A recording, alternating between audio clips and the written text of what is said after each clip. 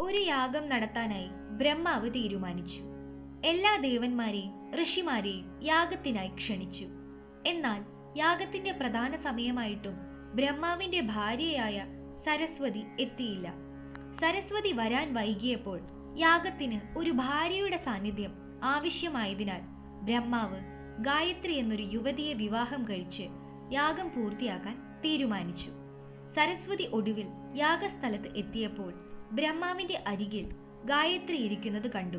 താൻ യാഗത്തിന് കൃത്യസമയത്തെത്താത്തത് ഒരു തെറ്റാണെന്ന് മനസ്സിലാക്കാതെ ബ്രഹ്മാവ് മറ്റൊരു സ്ത്രീയെ തന്റെ സ്ഥാനത്തിരുത്തിയതിൽ സരസ്വതി അതീവ കോപിഷ്ഠയായി. സരസ്വതി ഉടൻ തന്നെ ബ്രഹ്മാവിനെ ശപിച്ചു.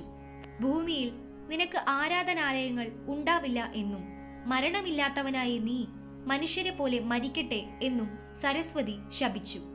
ഈ ശാപം കാരണം ബ്രഹ്മാവിന് ഭൂമിയിൽ വളരെ കുറച്ച് ക്ഷേത്രങ്ങൾ മാത്രമേയുള്ളൂ. രാജസ്ഥാനിലെ പുഷ്കറിലുള്ള ക്ഷേത്രമാണ് ലോകത്തിലെ ബ്രഹ്മാവിനുള്ള ഏക ക്ഷേത്രമെന്ന് വിശ്വസിക്കപ്പെടുന്നു.